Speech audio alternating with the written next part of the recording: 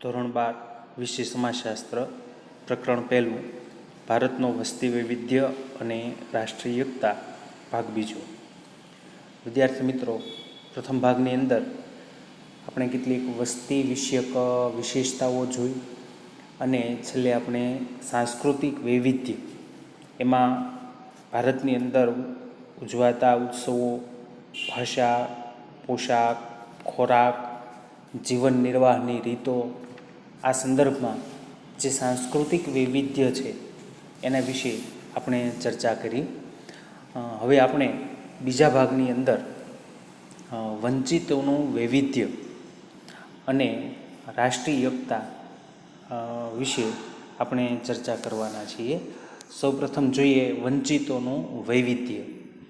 તો સ્વતંત્રતા, સમાનતા, બંધુતા, બિનસાંપ્રદાયિકતા, આ બધા મૂલ્યોથી પ્રેરિત બંધારણે સમાજના દરેક નાગરિકોને મૂળભૂત અધિકારો આપ્યા છે. કોઈ પણ જાતના ભેદભાવ વિના દરેક વ્યક્તિને મૂળભૂત અધિકારો પ્રાપ્ત થાય છે. એની સાથે સાથે સમાજના જે વંચિત સમૂહો છે એમના માટે કેટલીક વિશેષ જોગવાઈ કરીને પણ એમના વિકાસ માટેના પ્રયત્નો સરકાર દ્વારા છે એ કરવામાં આવી રહ્યા છે અને એની જોગવાઈ બંધારણની અંદર પણ કરવામાં આવી છે. તો આ વંચિત સમૂહોની અંદર કોનો સમાવેશ થાય? તો આ વંચિત સમૂહો મુખ્યત્વે 3 કેટેગરીની અંદર સમાવિષ્ટ છે.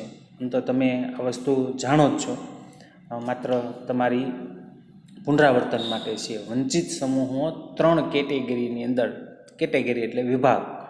એમાં પહેલું છે અનુસૂચિત જાતિ, જેને આપણે એસસી, શેડ્યુલ કાસ્ટ તરીકે ઓળખીએ છીએ. બીજી કેટેગરી છે, બીજો વિભાગ છે અનુસૂચિત જનજાતિ, જેને આપણે એસટી, શેડ્યુલ ટ્રાઇબ તરીકે ઓળખીએ છીએ.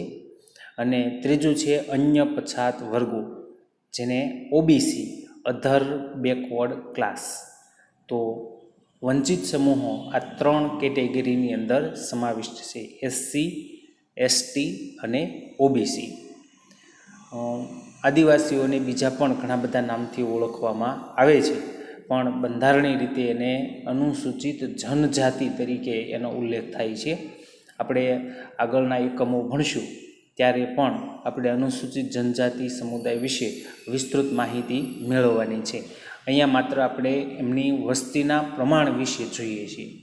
તો સૌપ્રથમ આપણે આદિવાસી વસ્તીનું પ્રમાણ જોઈએ તો 2 આંકડાઓ વચ્ચે આપણે એનો તફાવત છે જોવાનો છે. 1951માં ભારતની જે વસ્તી ગણતરી થઈ એના આંકડા અને 2011 છેલ્લી વસ્તી ગણતરીના આંકડા. તો 1951ની અંદર સમગ્ર દેશની અંદર અનુસૂચિત જનજાતિની સંખ્યા 1,91,47,054 હતી, જે કુલ વસ્તીના 2.26% થવા જાય છે. છેલ્લી વસ્તી ગણતરી 2011માં થઈ ત્યારે સમગ્ર દેશમાં આદિવાસીઓની જનસંખ્યા 10,42,81,034ની થઈ, એટલે કે 8.60% છે એ થઈ. તો એ બતાવે છે કે 1951માં પ્રથમ વસ્તી ગણતરીના જે આંકડાઓ છે એની કરતાં 2011માં છેલ્લી વસ્તી ગણતરીની અંદર એની સંખ્યામાં વધારો થયો છે. આપણા પાઠ્યપુસ્તકની પાછળ એક પરિશિષ્ટ આપેલું છે અને એ પરિશિષ્ટની અંદર દરેક રાજ્ય અને કેન્દ્રશાસિત પ્રદેશોની અંદર અનુસૂચિત જનજાતિની વસ્તી કેટલી છે એની અંદર છે એ જોવા મળે છે. પણ અત્યારે આપણે જોઈએ કે ભારતનું કયું એવું રાજ્ય છે કે જ્યાં સૌથી વધુ આદિવાસી વસ્તી જોવા મળે છે? એવું કયું રાજ્ય છે કે જ્યાં સૌથી ઓછી જોવા મળે છે? મોટાભાગે વધુ ઓછી એવા પ્રશ્નો પરીક્ષામાં જુદા જુદા સ્વરૂપે પૂછાવાની શક્યતાઓ વધારે રહે. તો છેલ્લી વસ્તી ગણતરી 2011 પ્રમાણે ભારતની અંદર સૌથી વધુ અનુસૂચિત જનજાતિની વસ્તી મિઝોરમ રાજ્યની અંદર જોવા મળે છે. એનું પ્રમાણ છે 94.97%. જ્યારે સૌથી ઓછી અનુસૂચિત જનજાતિની વસ્તી ઉત્તર પ્રદેશ રાજ્યની અંદર જોવા મળે છે. એનું પ્રમાણ છે 0.57%. તો સૌથી વધુ મિઝોરમ, સૌથી ઓછી ઉત્તર પ્રદેશ.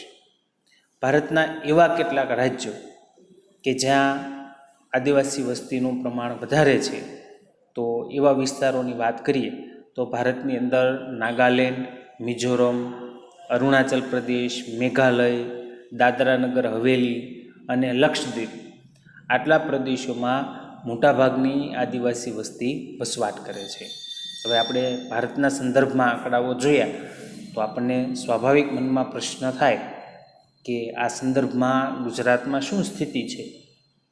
તો આપણા ગુજરાતની વાત કરીએ, ગુજરાતમાં અનુસૂચિત જનજાતિની વસ્તી તો લગભગ દરેક જિલ્લાની અંદર વત્તા ઓછા પ્રમાણમાં આદિવાસી વસ્તી જોવા મળે છે.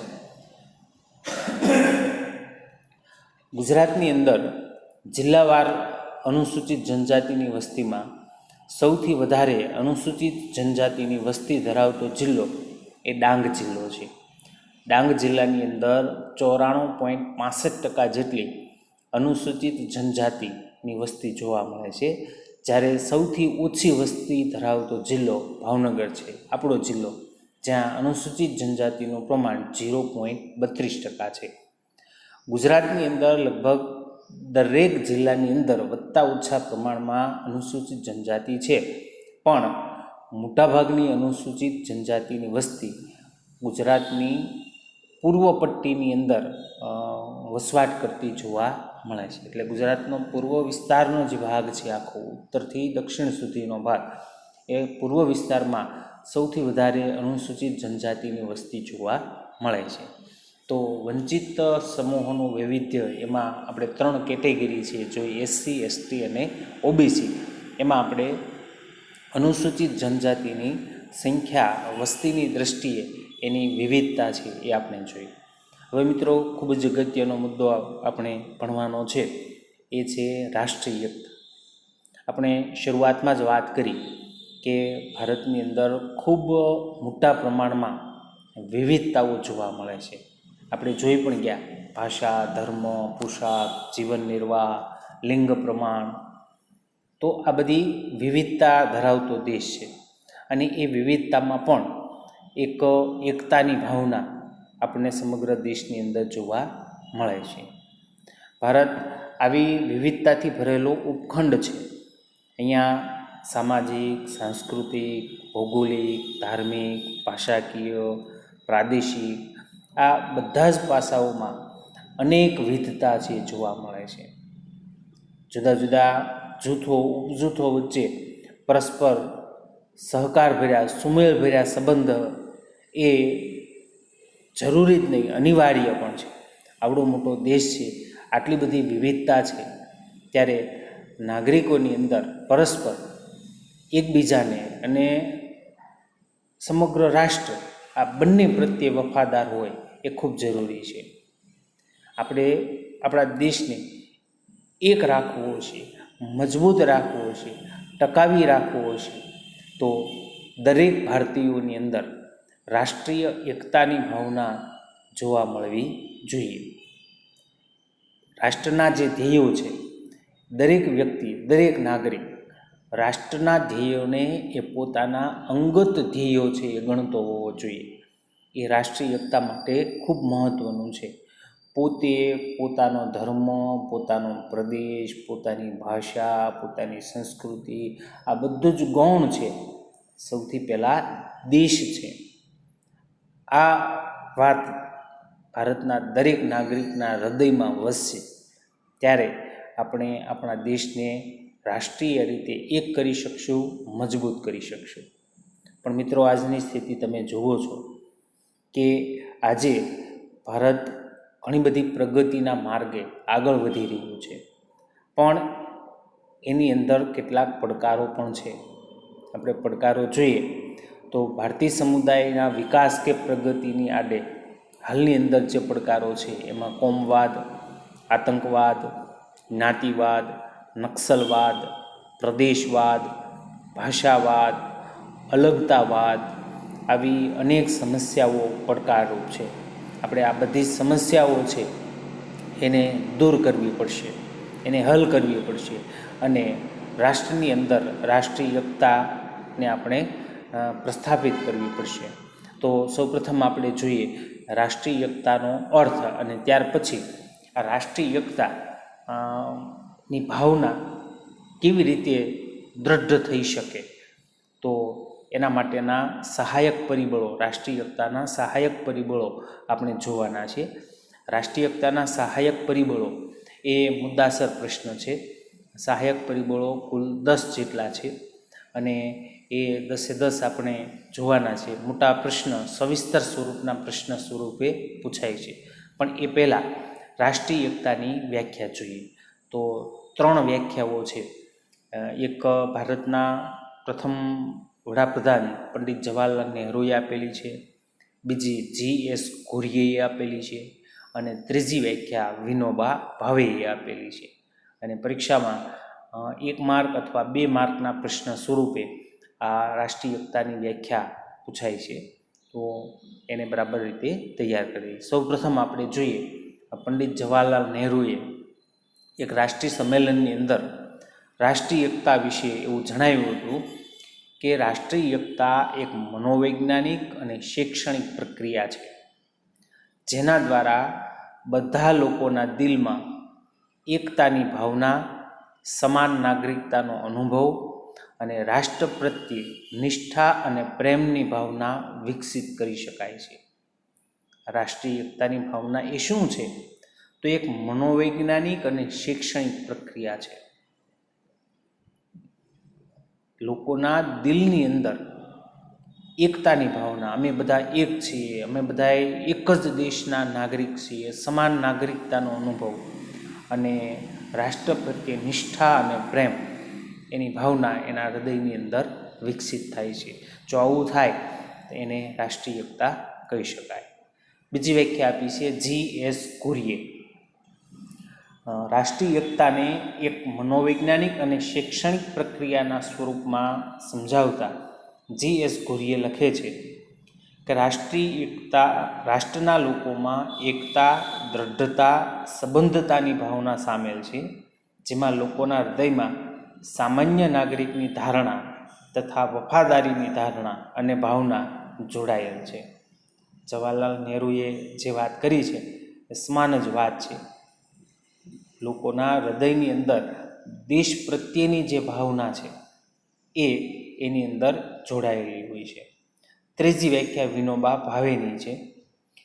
વિનોબા ભાવેના મતે રાષ્ટ્રીય એકતા એ ભાવાત્મક એકતા, ભાઈચારો અને રાષ્ટ્રપ્રેમની દૃઢ ભાવનાઓ છે, જે દેશના બધા નિવાસીઓને પોતાની વ્યક્તિગત, પ્રાદેશિક, ધાર્મિક અને ભાષાકીય વિભિન્નતાઓને ભૂલવામાં સહાયતા કરે છે. રાષ્ટ્રીય એકતા છે એક ભાવાત્મક એકતા છે, એક લાગણીની એકતા છે. ભાઈચારો અને રાષ્ટ્રપ્રેમની એક દૃઢ ભાવના છે કે જે લોકોની અંદર રહેલી જુદી જુદી વિભિન્નતાઓને ભૂલવામાં સહાય કરે છે. લોકો બધી જ પોતાની વિભિન્નતાઓ, વિવિધતાઓને ભૂલી અને અમે એક દેશના નાગરિક છીએ એવી ભાવનાનો અનુભવ કરે એને રાષ્ટ્રીય એકતા કહેવામાં આવે છે. તો મિત્રો, આપણે 3 જુદી જુદી રાષ્ટ્રીય એકતાની વ્યાખ્યાઓ જોઈ. હવે રાષ્ટ્રીય એકતાના સહાયક પરિબળો આપણે જોવાના છીએ. બીજા ભાગની અંદર આપણે કુલ જે 10 સહાયક પરિબળો છે એમાંથી આપણે 4 પરિબળો આ બીજા ભાગમાં જોઈએ છીએ અને બાકીના આપણે ત્રીજા ભાગની અંદર જોઈશું. તો રાષ્ટ્રીય એકતાનું સૌથી પહેલું સહાયક પરિબળ છે ભૌગોલિક પરિબળ. ભારતની અંદર ભૂ રાજકીય એકતાનું દર્શન અને સભાનતા ભારતના ઋષિમુનિઓ અને રાજ્યકર્તાઓ ધરાવતા હતા. આ દેશ એક છે. સંસ્કૃત સાહિત્યની અંદર, ઋગ્વેદની અંદર ભારતની ભૌગોલિક રાજકીય એકતાની સભાનતા વ્યક્ત થાય છે. ભારતના જે નામ છે ભારત વર્ષ, ચક્રવર્તી, એકાધિપતિ આ નામની અંદર ભૌગોલિક એકતાનો આદર્શ વ્યક્ત થાય છે. ભારત વર્ષ વિશાળ ભારત છે. રાજાઓ છે એ ચક્રવર્તી અને એકાધિપતિ એવા નામથી પણ ઓળખાતા. એકાધિપતિ, ચક્રવર્તી, એક જ દેશના રાજા. તો પ્રાચીન સમયથી ભારતની અંદર આ ભૂ રાજકીય એકતાનું દર્શન થાય છે. આપણે જોઈએ છીએ કે ભારતમાં ઘણી બધી ભૌગોલિક વિશેષતાઓ છે જોવા મળે છે. આપણા દેશમાં મંદિરો, પવિત્ર નદીઓ, પહાડો આ બધું પથરાયેલું છે. પવિત્ર સ્થળોના દર્શન, નદીઓની અંદર સ્નાનનો મહિમા છે. ઘણા બધા યાત્રાધામો છે. ભારતના લોકો આ બધા જ યાત્રાધામોએ પ્રવાસ, પર્યટન કરે છે, પરિભ્રમણ કરે છે. અને આ પરિભ્રમણ, પર્યટન એને કારણે પણ એક ભૌગોલિક રાજકીય એકતા લોકોની અંદર દ્રઢીભૂત થાય છે. લોકોને પોતાની માતૃભૂમિ પ્રત્યે પ્રેમ અને દેશભક્તિ એના કારણે અભિવ્યક્ત છે એ કરે છે. દાખલા તરીકે આપણે આગ્રાની અંદર ફરવા જઈએ, આપણે જઈ આવ્યા છીએ સૌ. તાજમહાલ આપણે જોયો, બરાબર. વિશ્વની 7 અજાયબીઓમાં એનો સમાવેશ થાય છે. તો એ જ્યારે આપણે જોવા જઈએ ત્યારે એ છે તો આપણા રાજ્યમાં નથી, બીજા રાજ્યમાં છે. પણ એ જ્યારે આપણે જોવા જઈએ છીએ ત્યારે આવું એક બેનમૂન સ્થાપત્ય આપણા દેશમાં છે એનું ગૌરવ આપણને થયા વિના રહે નહીં. તો આપણે સમગ્ર દેશની અંદર આવા જે સ્થળો છે આપણે ત્યાં જઈએ છીએ અને આ બધું જોઈએ છીએ ત્યારે આપણે આપણા દેશ પ્રત્યે આપણને ગર્વ અને ગૌરવ બંનેની લાગણી છે થાય. એ રાષ્ટ્રીય એકતાની ભાવનામાં વૃદ્ધિ કરવાનું કામ છે એ કરે છે. ભૌગોલિક દૃષ્ટિએ જોઈએ તો ભારતની સીમા ઉત્તરમાં કાશ્મીરથી, હિમાલયથી લઈ અને દક્ષિણમાં કન્યાકુમારી અને પૂર્વની અંદર અસમ, મણિપુરથી લઈ અને પશ્ચિમની અંદર આપણા ગુજરાત સુધી ફેલાયેલી છે. સમગ્ર ભારત 32,87,263 ચોરસ કિલોમીટરના વિશાળ વિસ્તારમાં પથરાયેલો છે. 1.21 કરોડની વસ્તી દેશની અંદર જોવા મળે છે. આવડો મોટો વિશાળ દેશ છે અને છતાં આપણને ભારત દેશના એક નાગરિક હોવાની ભાવના આપણી અંદર જે જોવા મળે છે એ આ બધા પરિબળો એને દ્રઢ કરવાનું કામ કરે છે. ભારતની ભૌગોલિક વિશેષતાઓ જોઈએ તો ભારતની અંદર ક્યાંક મેદાની પ્રદેશ, પહાડો, નદીઓ, સમુદ્રો, જંગલ, રણ આ બધી ભૌગોલિક વિશેષતાઓ ભારતની અંદર જોવા મળે છે. આમ ઐતિહાસિક રીતે જોઈએ તો ભારતની અંદર ઘણા બધા નાના નાના રાજ્યોમાં વહેંચાયેલો એક દેશ હતો, પણ છતાંય એક ભારત દેશ તરીકે સમગ્ર વિશ્વની અંદર એ પ્રસિદ્ધિ પામ્યો. આપણે આઝાદી પ્રાપ્ત કરી એ પહેલાં ભારતની અંદર અનેક રાજા રજવાડાઓ છે એ હતા, દરેકના સ્વતંત્ર રાજ્યો છે હતા, પણ છતાંય એક દેશ તરીકે સમગ્ર વિશ્વની અંદર ભારત પ્રસિદ્ધ પામ્યું. આ ભૌગોલિક વિવિધતા છે એમણે લોકોની અંદર જુદી જુદી પરિસ્થિતિઓમાં એકબીજાને સાનુકૂળ થવાનું, પરસ્પર મૈત્રી રાખી અને એકતા સ્થાપિત કરવાનું પણ શીખવ્યું છે. આપણે જોઈએ છીએ કે જ્યારે કોઈ મુશ્કેલીનો સમય આવે છે ત્યારે સમગ્ર દેશના લોકો એક બને છે અને એ મુશ્કેલીની સામે એ લડે છે. દાખલા તરીકે દુષ્કાળ હોય, અતિવૃષ્ટિ થાય, વાવાઝોડું આવે, ધરતીકંપ થાય, આવા સમયે જુદા જુદા પ્રદેશો, વિવિધ જ્ઞાતિ, ભાષા, ધર્મ આવી કોઈ પણ પ્રકારની વિભિન્નતાને જોયા વિના દરેક લોકો એકબીજાને મદદ કરે છે. તો એની અંદર આપણને વિવિધતાની અંદર એકતાના દર્શન થાય છે. તો આ રીતે ભૌગોલિક પરિબળ છે, આપણા દેશની જે ભૌગોલિક સ્થિતિ છે એ આપણી અંદર રાષ્ટ્રીય એકતાની ભાવનાને દૃઢ કરવામાં મદદ કરે છે. જોઈએ આપણે બીજું પરિબળ, એ છે ભારતનું બંધારણ. તો આટલા બધા વૈવિધ્યભર્યા દેશની અંદર રાષ્ટ્રીય એકતા સર્જવામાં જો કોઈ પાયાનું પરિબળ હોય તો એ ભારતનું બંધારણ છે. આપણે 10 જેટલા પરિબળો જોવાના છીએ, પણ એ બધામાં સૌથી અગત્યનું પાયાનું જો કોઈ પરિબળ હોય તો એ છે ભારતનું બંધારણ. ભારત છે એ જુદા જુદા રાજ્યોનો બનેલો સંઘ છે. બધા જ રાજ્યોનો બનેલો સંઘ એ ભારત છે. આપણા દેશમાં ક્યાંય ભારત એવો એક પ્રદેશ નથી આવેલો, પણ ભારતના બધા જ રાજ્યોનો બનેલો સંઘ એ ભારત છે. અને આ સંઘને જોડતો લેખિત દસ્તાવેજ એ આપણું બંધારણ છે. ભારતનું બંધારણ છે એનું આમુખ એટલે પ્રસ્તાવના. એ આમુખની અંદર લખવામાં આવ્યું છે કે ભારત એ સાર્વભૌમ, સમાજવાદી, બિનસાંપ્રદાયિક, લોકતાંત્રિક અને પ્રજાસત્તાક રાજ્ય છે, અને ન્યાય, સ્વતંત્રતા અને સમાનતા એના પાયા છે. આપણે જાણીએ છીએ કે આપણું બંધારણ સમાનતાના અધિકારમાં ધર્મ, જાતિ, જ્ઞાતિ, લિંગ, જન્મસ્થળ આવો કોઈ પણ પ્રકારનો ભેદભાવ કાયદા દ્વારા પ્રતિબંધિત કરવામાં આવ્યો છે. ભારતના દરેક લોકો સમાન છે, સમાનતાનો અધિકાર આપ્યો છે. ભારતનું આ બંધારણ છે એ બધા જ વ્યક્તિને, બધા જ નાગરિકોને વ્યક્તિ ગૌરવ અને રાષ્ટ્રીય એકતા અને અખંડિતતાની ખાતરી આપે છે. એનામાં ભાતૃભાવ, ભાઈચારાની ભાવનાને દ્રઢ બનાવવાનું કામ કરે છે. ભારતનું બંધારણ છે એમાં ધર્મની બાબતમાં પણ બહુ સ્પષ્ટ છે કે ભારત એક ધર્મનિરપેક્ષ રાષ્ટ્ર છે. એટલે કે દેશને પોતાનો કોઈ ધર્મ નથી, એ બધા જ ધર્મોને સમાન ગણે છે, બધા પ્રત્યે આદર ધરાવે છે, બધાનું રક્ષણ કરે છે.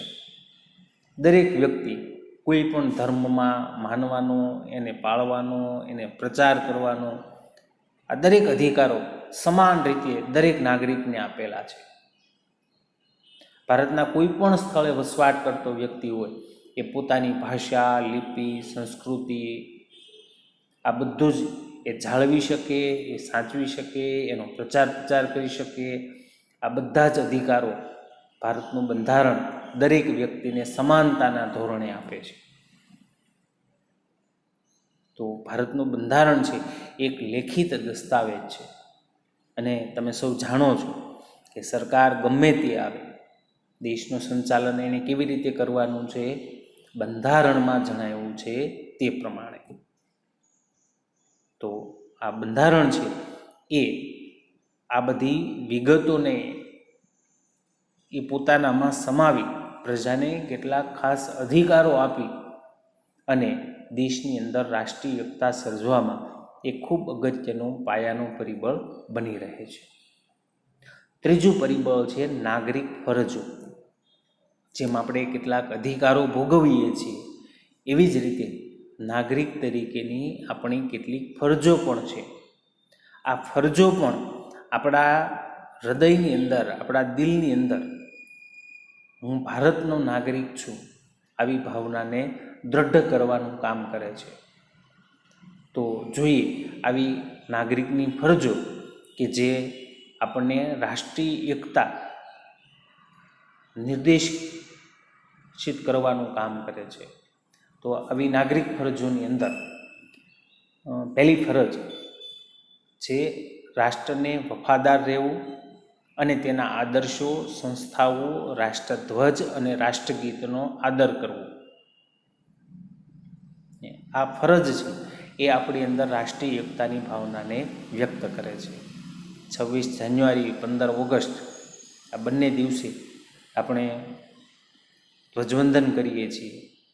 અને ત્યારે તમે જુઓ છો કે આપણે રાષ્ટ્રધ્વજ ફરકે ત્યારે સાવધાનની પોઝિશનમાં ઊભા રહીએ છીએ, એને સલામી આપીએ છીએ, રાષ્ટ્રગીત ગાઈએ છીએ એકદમ સાવધાનની પોઝિશનની અંદર રહીને. તો એ બતાવે છે કે આ ફરજ છે એ હું ભારતનો નાગરિક છું એ ભાવના આપણી અંદર દ્રઢ કરવાનું કામ કરે છે. આવી બીજી ફરજ છે આઝાદી માટેની લડતને પ્રેરણા આપનાર ઉમદા આદર્શોને હૃદયમાં સન્માનિત કરી એને અનુસરવા. ત્રીજી ફરજ ભારતનું સાર્વભૌમત્વ, એકતા અને અખંડિતતાનું સંવર્ધન કરી એનું રક્ષણ કરવું. ત્યાર પછી દેશનું રક્ષણ કરવામાં યોગદાન આપવું અને રાષ્ટ્રીય સેવા બજાવવી. ત્યાર પછીની ધાર્મિક, ભાષાકીય, પ્રાદેશિક અથવા સાંપ્રદાયિક તફાવતોથી પર રહેવું. પર રહેવું એટલે એનાથી અલગ રહેવું. ભારતના તમામ લોકોમાં સુમેળ અને સમાન બંધુત્વની ભાવનાની વૃદ્ધિ કરવી. સ્ત્રીઓના ગૌરવને સન્માનિત કરે તેવા વ્યવહારો કરવા. આ બધી નાગરિક ફરજો રાષ્ટ્રીય એકતા સર્જવામાં પાયાની ભૂમિકા ભજવે છે. ચોથું અને છેલ્લું આજનું પરિબળ આપણે જે જોવાનું છે એ છે કાયદાઓ. ભારતની અંદર જુદા જુદા ફોજદારી કાયદાઓ છે. તો એ ફોજદારી કાયદાઓ એમાં જ્ઞાતિ, કોમ કે વર્ગ સંઘર્ષને પ્રોત્સાહનને અટકાવતા કાયદા, રાષ્ટ્રીય એકતા માટે વિઘાતક આક્ષેપો કરી રાજદ્રોહને અટકાવતા કાયદા, અસ્પૃશ્યતા નિવારણ માટેના કાયદા, ચૂંટણીની આચારસંહિતાના કાયદા, આ બધાનું પાલન થાય અને જો કોઈ એનું ઉલ્લંઘન કરે તો એને સજા કરવામાં આવે. તો આવા કાયદાઓ પણ રાષ્ટ્રીય એકતા જાળવવામાં મદદરૂપ થાય છે. કાયદાઓ દ્વારા લોકોની અંદર એક દેશના નાગરિક હોવાની ભાવના પણ વિકસે છે અને કાયદાને કારણે જ વ્યક્તિ દેશ વિરુદ્ધ કાર્ય કરતા છે એ અટકે છે. તો આવા ઘણા બધા કાયદાઓ છે કે જે આપણી અંદર રાષ્ટ્રીય એકતાની ભાવનાને દ્રઢ કરવાનું કામ કરે છે. તો મિત્રો આપણે રાષ્ટ્રીય એકતાને દ્રઢીભૂત કરનારા પરિબળો એમાં આજે આપણે 4 પરિબળો છે જોયા. બાકીના 6 પરિબળો આપણે ત્રીજા ભાગની અંદર છે એ જોઈશું. આજના લેક્ચરના હોમવર્કમાં તમારે જે પ્રશ્નોના જવાબ આપવાના છે એ અહીંયા સાથે જ મૂકું છું. 7 પ્રશ્નો છે, 7એના જવાબ તમારે સાંજ સુધીમાં મોકલવાના છે. તો જોઈએ આજનો હોમવર્ક. પ્રશ્ન પહેલો, ભારતમાં સૌથી વધુ અનુસૂચિત જનજાતિની વસ્તી કયા રાજ્યમાં જોવા મળે છે? પ્રશ્ન નંબર 2, ભારતમાં સૌથી ઓછી અનુસૂચિત જનજાતિની વસ્તી કયા રાજ્યમાં જોવા મળે છે?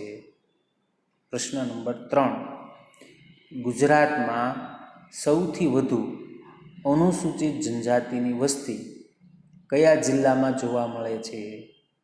પ્રશ્ન નંબર 4, ગુજરાતમાં સૌથી ઓછી અનુસૂચિત જનજાતિની વસ્તી કયા જિલ્લામાં જોવા મળે છે? પ્રશ્ન નંબર 5, ભારતીય સમુદાયના વિકાસ આડે કઈ કઈ સમસ્યાઓ પડકારરૂપ છે? પ્રશ્ન નંબર 6, ભારતમાં કઈ કઈ ભૌગોલિક વિશિષ્ટતાઓ જોવા મળે છે?